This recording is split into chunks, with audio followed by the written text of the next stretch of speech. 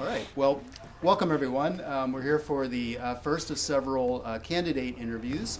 Today we have candidate for Pennsylvania Attorney General Jared Solomon here at Central High School.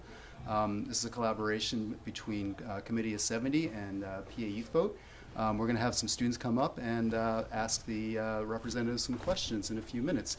Would you like to just start off by introducing yourself and tell us a little bit about yourself? Sure. Thanks. Thank you to Mr. Quinn for having me, and it's good to be at Central. Let me just tell you a little bit about myself. So I grew up in Northeast Philadelphia. Is anyone here from the Northeast? Oh, whoa, really? That's amazing. We're well represented in this classroom. Castor Gardens, Oxford Circle? Nice. Okay, so you'll know everything I'm talking about. So I grew up there. I was raised by a single mom in Northeast Philly. My dad left when I was about 3 or 4. And my mom was a public school teacher, Mr. Quinn, and special ed teacher. She didn't really have a lot of money at all, so we moved in with my great-grandparents. And they ran a butcher shop. So we lived above that butcher shop. And my mom, while she didn't have a lot of money, she had an amazing fight about her. Really remarkable dedication to her students. And I watched that close up in her special education classroom.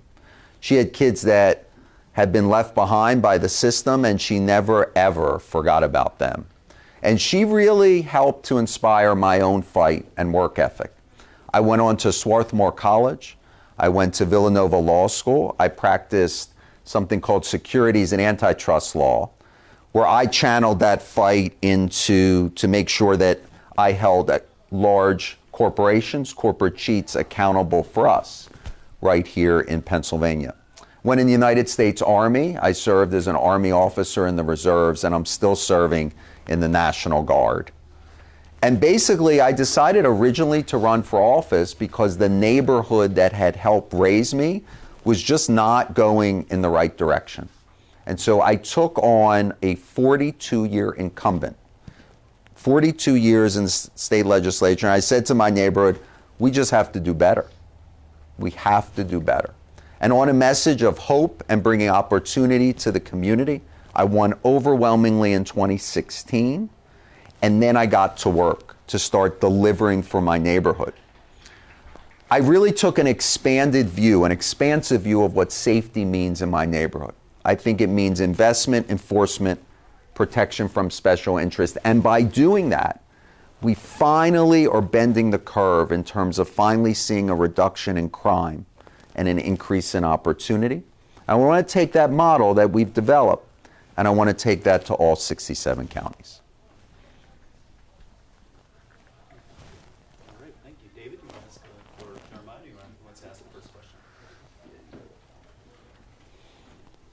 You're Jeremiah? Yes, sir. Hi, Jared. Nice to meet you. All right, so our first question was, why do you want to be an attorney general? So let me expand on some of the things that we're doing in the Northeast, and hopefully you'll appreciate the work and think it's worthwhile, Jeremiah, statewide. So when I talk about an expansive view of safety and security in neighborhoods, when we talk about enforcement, investment, protection from special interests. So on the enforcement front, I don't know about in your neighborhood, but in my neighborhood, the cops are called for everything, literally everything. People have overgrown grass, they call 911. There's a neighbor dispute, they call 911. So what we said is, this just doesn't make sense. If someone's presenting with a mental health issue, they're addicted to drugs, they need prevention and treatment. They don't need law enforcement. So I brought a new second police district into my community. And then right next door, I located a top-of-the-line mental health provider. So I brought them both to my neighborhood. Now in my community, if the police have an interaction with someone that needs treatment, they're dealing with addiction issues, literally they step next door and they can get that treatment that they need. On the investment side, I don't know if Mr. Quinn has exposed you to this study, but a number of years ago there was a Penn study that showed that key investments in communities can reduce crime by up to 22%. It's an amazing study. It's homegrown. 22%. And I'm talking about modest investments in neighborhoods. Greening up a block, picking up the trash, improved lighting, cameras, and fixing crumbling homes on the block where the infrastructure is not where it needs to be. Those big five, you get 22% reduction. So I said to myself, why are we not doing this in the city? It just doesn't make sense. So I just started doing it. We revitalized our rec centers. We brought placemaking anchor properties back on our corridors. We got a professional street cleaning team. We took abandoned parcels and repurposed them into beautiful new community parks. And on the last one, on that community park, when we did that work, which cost a very small amount of money, and turned a blighted parcel where there was drug activity, overgrown grass, trash, turned it into a community park, what do you think happened in the surrounding area in terms of crime? It plummeted overnight by 37%. So if we could do that there, we could do that throughout our city and state. We just need the courage to embrace this model. It's a different type of crime fighting model than we're used to seeing. And lastly, on protection from special interests, gun manufacturers. They allow guns, especially ghost guns, to get all throughout our city. Does everyone know what a ghost gun is? Okay, great. So component parts mailed to an individual, you can put it together, flies in the face of Pennsylvania law every day because you can't track the weapon. We stood up to them by driving resources into what's called the Gun Violence Task Force, a partnership between the Attorney General and the local DA to get illegal guns off the street. So by taking that expansive view, we've been able to see crime go down. Thank you. Thank you. Good meeting you.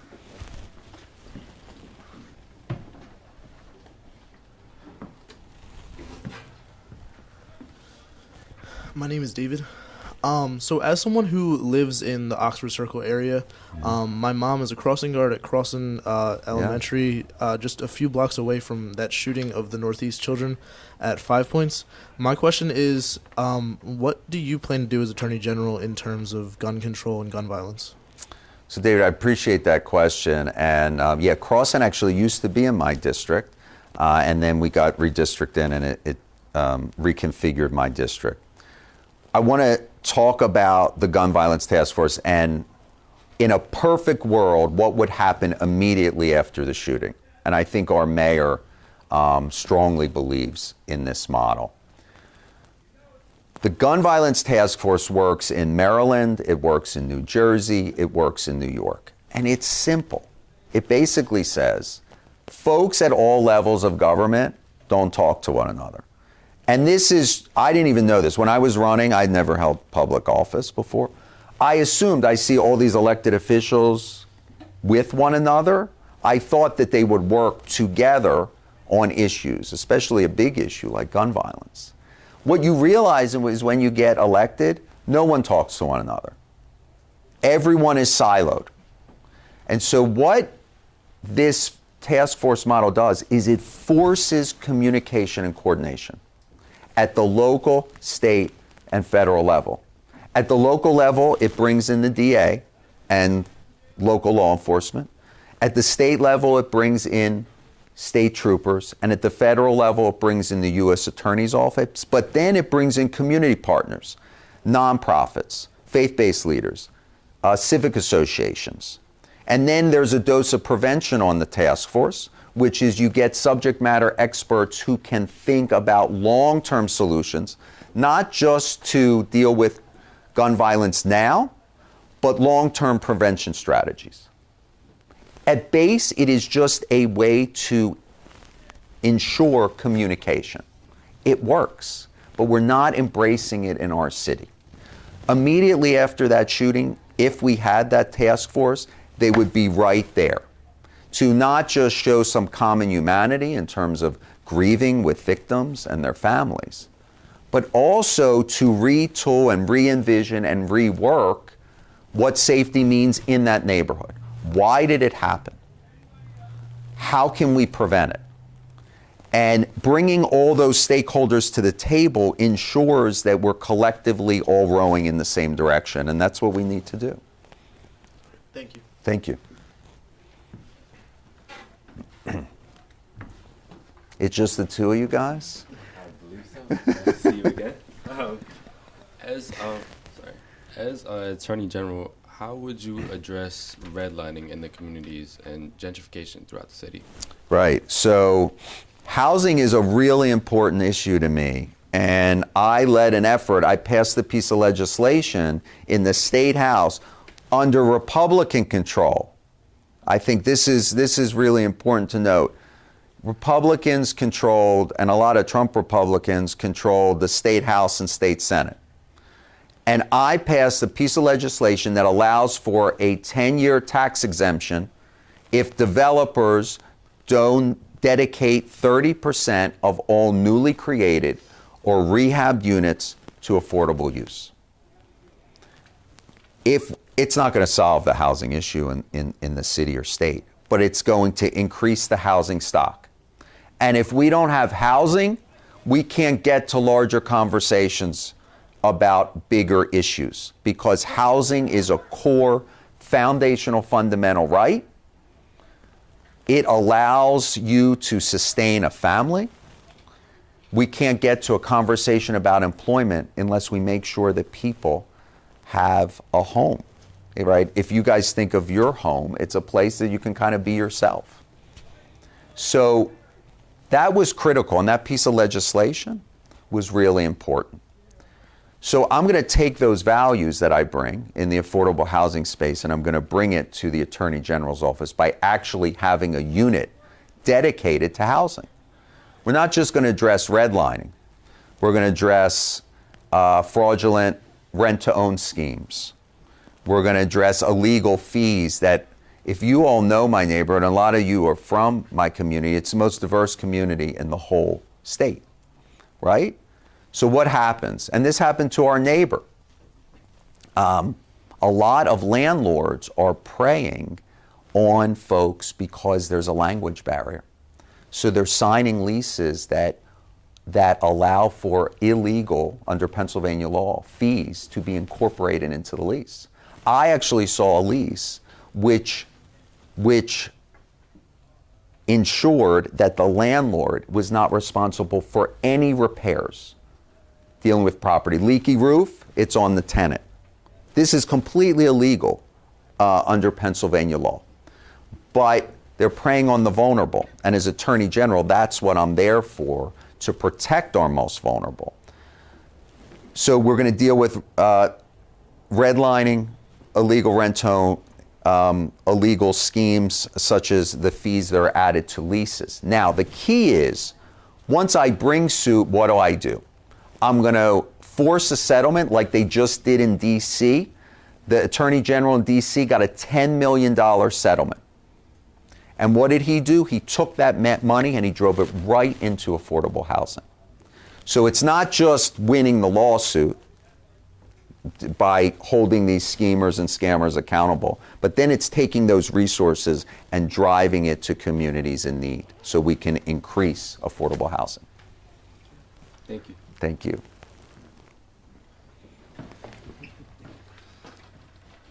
You're back, Dave.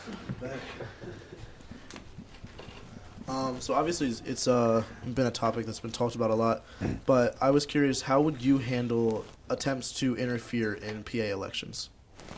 Right. So as I was in the State House back in 2020 after the Trump-Biden election, and we had I was on a committee called State Government, which oversees all election law. So the chair at the time really wanted to get into this conspiracy theory that there were all of these improprieties under Pennsylvania law. So he thought he would bring in boards of election workers, commissioners from Trump counties, like Somerset County and Elk County and Forest County, because the thought was, well, they're Trump supporters, so they will bring out the improprieties dealing with mail-in ballots and such. Well, just the opposite happened.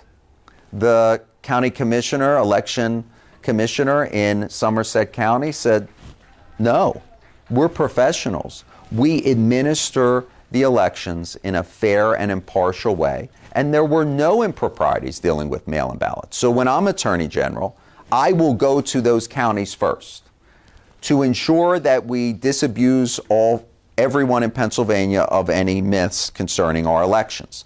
We also have a election protection task force, and I will make sure that that gets out into these counties across Pennsylvania. So at the front end, any myths dealing with improprieties are quashed, and then on the back end, if anyone is trying to threaten the sacred right to vote, I'm going to make sure to enforce the election code. Thank you. Thank you. I'm shocked you're asking the next question. How come no one else wants to ask me a question? Doug, what's going on here? Oh, okay, that's a good reason. Yes. That's a good reason. What makes you stand out from other attorney generals? Sure. So of the other candidates, I think that there are two main qualities that best position me in the general election. One, I'm a veteran. There are over 800,000 veterans in the state of Pennsylvania. Veterans, because of a sense of patriotic duty and a connection, will vote for veterans. And all the ideas I'm talking about, they don't mean a lot unless you win. But second, I think more importantly, courage. If you look at my track record, I've stood up to everybody. Political elites, political power brokers, special interests in Harrisburg. I just in general have never liked bullies, so when I see them, I take them on. And that's a lot of times not very popular. But it protects all of you.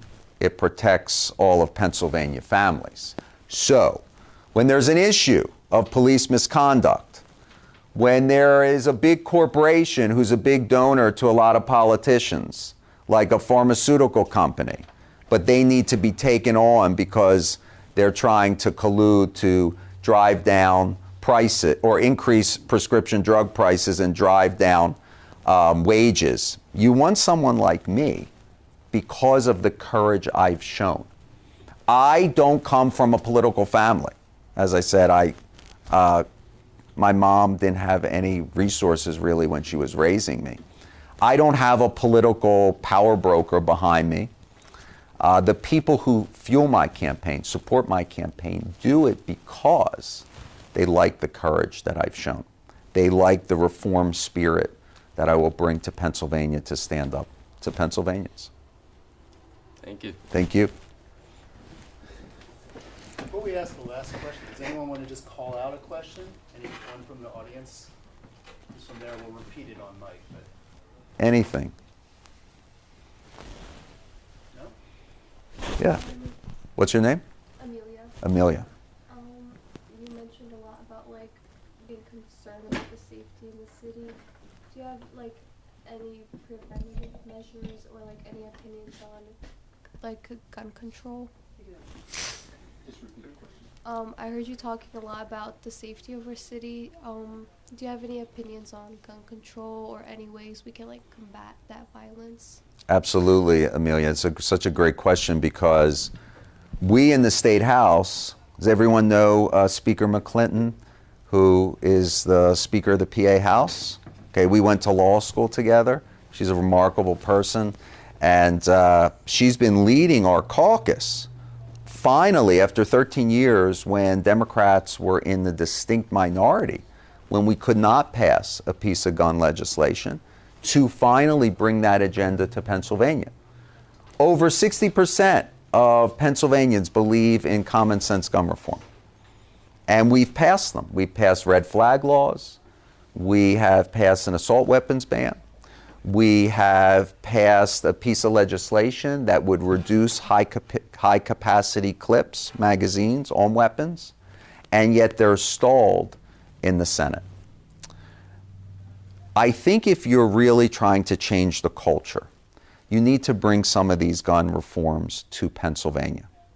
There was a New York Times article that examined the bills that legislatures pass versus the bills that actual constituents want.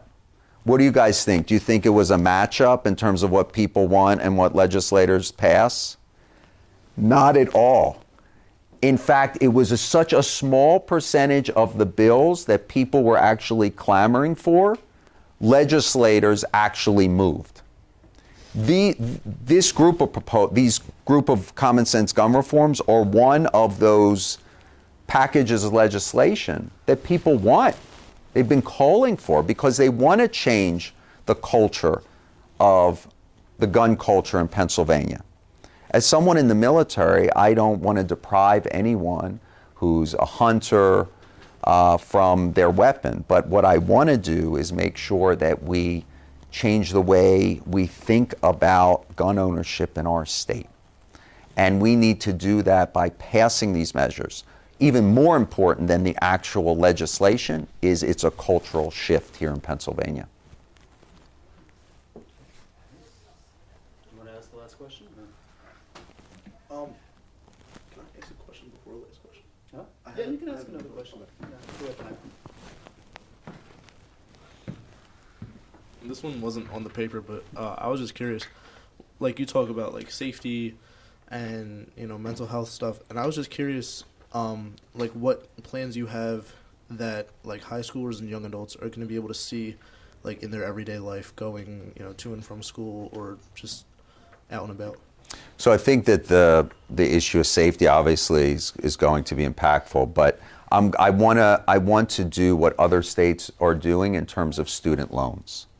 To me, that is so critical. I still owe a lot of loans. I had to take, when I went to Swarthmore, my mom wasn't able to do her, typically, I'm assuming it's the same thing, right? You do a parental contribution.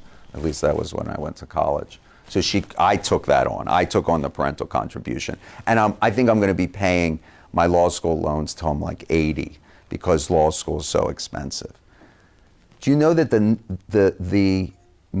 how old do you think the group is that have the majority of student loans throughout our country? What age group do you think? Mid-20s, 30s, any other guess? 40% is held by people 60 and over, which is a no, but I thought that too. I thought it would be people in their 20s. So 60 and older, and think about what that means for all of you. You got to think about that debt when you decide to partner with someone or marry someone or have kids. When I got out of law school, I didn't want to be a securities and antitrust lawyer. I did it because I had to earn money. Those student loans come fast and furious. I remember my guidance counselor, Swarthmore, saying, "Oh, don't worry about it. Don't worry about it. You can just defer." But eventually you run out of the forbearance period. And then you have to pay those loans. And like I did when I took private loans in addition, because I had to cover the cost, I just couldn't have federal and state loans. It's very expensive and the interest rates are high. So what I want to do in Pennsylvania in the Attorney General's office is actually have an ombudsman, someone that watches over vendors throughout the state that are lending to all of you, to make sure that you have a direct line to me when they are trying to jack up rates, where they're trying to get you to sign on the dotted line, and you're entering a term where you just, okay, I need this money, but you're not thinking long-term consequences. So I want to help navigate that relationship because that's what I needed. A lot of I remember signing this loan from a private lender called KeyBank, and they jacked up the interest rates on me, and I was just wanted to go to school. I wanted to go to law school, so I ended up signing it. And if I would have had someone to help me navigate that relationship, I would have been in a better financial position. So those student loans, I think, will really be a really good way that I can build a relationship with young people throughout the state. All right, thank you. Sure. Why don't you just ask the last question? Oh, you want me to? Okay. The last question is, what's a fun fact about you? Fun fact about me. Oh, but Pete, this is a good one. My wife is in-house counsel. She's a lawyer for Louis Vuitton, which is a much more interesting than me. And every time I'm out, and I'm like, oh, I'm a state rep, I'm running for attorney general, and then she mentions what she does, no one wants to talk to me at all. And I'm sure you all probably feel the same way. It's an amazing company. She got the job through building relationships when she was a lawyer in Philadelphia, and she's an amazing attorney, and she's an amazing mom. We have our first daughter, Charlotte, who's going to be 2 years in a month. That's awesome. Thank you. Yeah, thank you. Thank you so much.